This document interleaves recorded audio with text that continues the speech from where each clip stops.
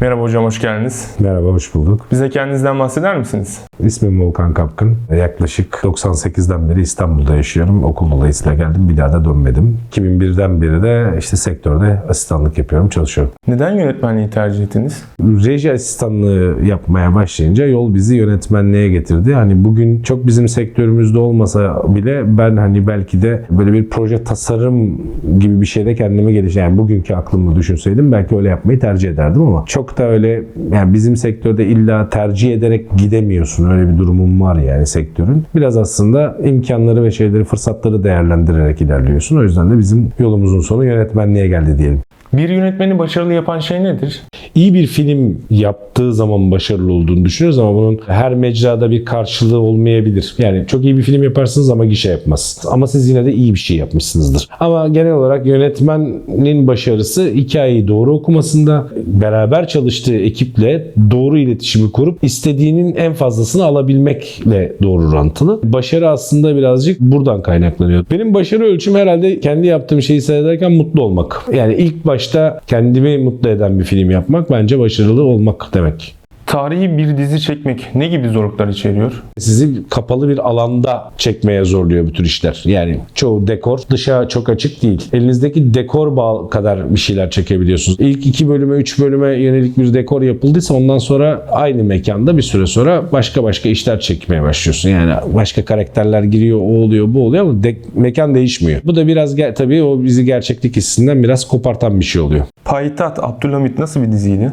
Aslında biz gittiğimizde zaten bir sistem çalışıyordu orada ve biz o sisteme adapte olduk. Hani orada çok büyük bir, nasıl anlatayım, bir yönetmenlik etkisi gösterip bir dünya kurmadık. Hani gelen sahneleri gerçekleştirmek konusunda tabii kurduğumuz dünyalar var ama genel anlamda zaten akan bir projeydi. O projeyi o akışta devam ettirdik diyebilirim. Kendisi şimdi İngiltere'de zindanda. Ömür boyu da orada kalacak. Senaryosu Uğur Uzunok tarafından ve diğer senaristler tarafından yazılıyordu. Çok eleştiriler alan bir dizi. Tarihin bu böyle olmadığına dair vesaire. Ama sonuç olarak İlber Ortaylı da söylüyor. Diyor ki tarihi televizyon dizilerinden öğrenemezsiniz. Bunlar birer dizidir. Evet, sonuç olarak kurmaca dramalardır bunlar. Savaşçı dizisi insanların aklında yer edinen bir proje. Bunun sebebi nedir? Özellikle Türk insanların kendi askerine karşı her zaman bir sempatisi olmuştur. Savaşçı dizisi de bordo verili bir timin hikayesini anlatıyordu. Yine burada o timin operasyon dışında olduklarında da o arkadaşça, kardeşçe olan ilişkileri, kendi aileleri içindeki halleri insanlara sıcak geliyordu. Ama dediğim gibi hani genel olarak Türk insanının kendi askeriyle ilgili bir sempatisi var zaten. Savaşçı dizisini çekerken zorlandığınız bir an var mı? Var. Eksi 23 derecede dış gece çatışma çekerken zorlandığım doğrudur yani.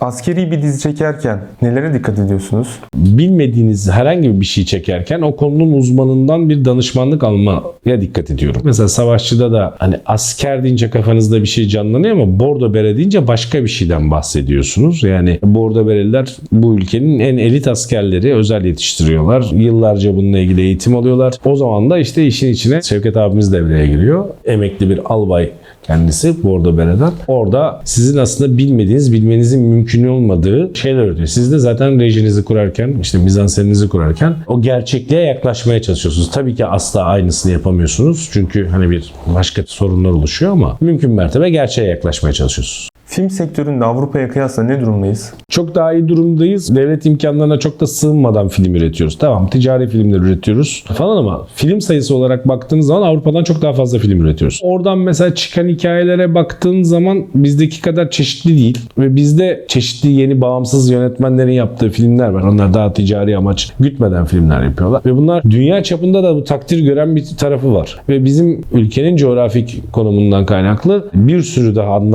anlatamadığımız hikayemiz var. Yani o yüzden bizim anlatacağımız hikayelerin sonu gelmeyecek diye düşünüyorum. Senaryo yazarken dikkat ettiğiniz bir detay var mı?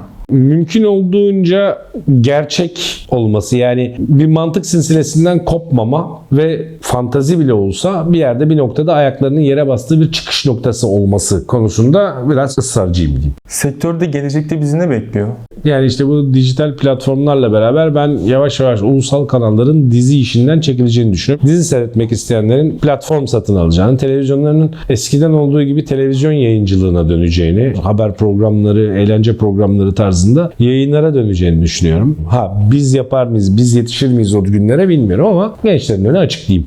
Bize yönetmenlik dilinizden bahseder misiniz? Ele aldığınız hikayenin kendi ihtiyacı olan bir dil oluyor zaten genelde. Bu dili işlerken tabii ki kendinizden, kendi alışkanlıklarınızdan, kendi öğrenmişliklerinizden bir şey katıyorsunuzdur. O da o zaman şöyle bir şey oluyor. Bence tek bir dilden çok hikayeyi nasıl okuduğunuzla ilgili yine. Yani hikayenin istediklerini yerine getirmekle ilgili. Bu bazen lens seçiminden mekan seçimine kadar her şeyi etkileyen bir şey. O da zaten sizin dilinizi oluşturuyor. Bir projede sizi en çok zorlayan şey ne oluyor? Oyuncu seçimi, yani doğru karakteri doğru oyuncuya vermek. Belki de yönetmenliğin en büyük, iyi yönetmenliğin en büyük parçalarından bir tanesi bu. İyi oyuncuyla yani bir karakteri buluşturmak. Çünkü asla emin olamıyorsunuz. Yani galiba oyuncu seçimi en çok zorlayan ve üzerinde en çok durduğum şeylerden bir tanesi. Platolar sektörü nasıl etkiledi? Eskiden karakollara girmek, hastanelere girmek bizim için her zaman problem olmuştu. Şimdi o problem gitgide çözülmeye başladı ve bütün dizi sektörü bu tür platolara giriyor. Ben bunun daha da artması, yani sadece böyle belli yerler için değil, çoğu işin platolara dönmesi gerektiğini düşünüyorum. Yani tam bir Amerikan stili gibi işte evlerinde vesairenin de belki buna uygun iç mekanların plato yapılmasının gerektiğini düşünüyorum. İleride de böyle olacak. Tarihi dizilerle zaten yavaş yavaş bu mecburiyet haline geldiği için günümüz dizilerinde de bu bence bir süre sonra yer alacak. Sitcom çekmenin normal dizi çekmekten farkı nedir? Yani sitcom tabii ki konforlu bir alan. Tiyatro sahnesine çok daha yakın bir drama dizisi çekmekten ya da bir aksiyon dizisi çekmekten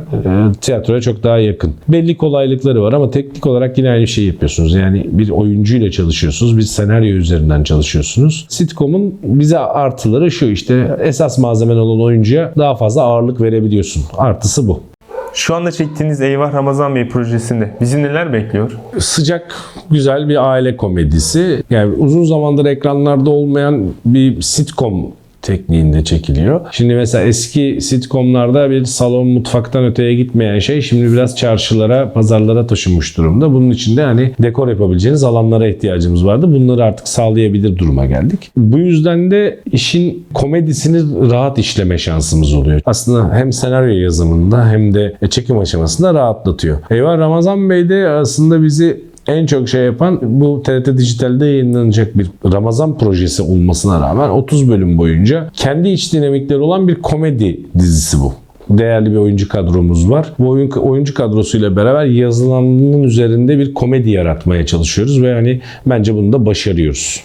Bu projeyi neden kabul ettiniz? Daha önce çalıştığım bir ekiple çalışma durumum vardı. İkincisi, oyuncular beni mutlu etti. Çok güzel, çok cici bir kastı var. Ben çok mutluyum onlarla çalışmaktan. Keyifli olacağını düşündüm. Yani hani sürekli aksiyon, vurdu kırdı yerine biraz da böyle hafif komedi, aile dizisi iyi olacağını düşündüm. Hocam, Balkan Ninlisi projesi hakkında neler söylemek istersiniz? Balkan Ninlisi projesi aslında kendi başına çok özel bir proje. Çünkü uzun yıllardır TRT'nin ilk defa yurt dışında yaptığı bir proje. Balkanlarda, Üsküp'te Türk oyuncularla, Türk bir ekiple yurt dışında çekilen bir dizi bu. Tilkinin dönüp dolaşıp geleceği yer küfteci dükkanı. Biz ilk 4 bölümünü çektik o dizinin. Biz kurduk dünyasını. Başka bir ülkede yine Türk insanının hikayesini anlatmak konusunda bence güzel bir iş yaptık. Çünkü oradaki Makedon vatandaşı ama Türk olan insanların orada kendi hikayelerinin anlatılmasına ihtiyaçları vardı. Bence bu açığı da böyle bir diziyle kapatmış olduk. Yurt dışında proje çekmenin ne gibi zorlukları var?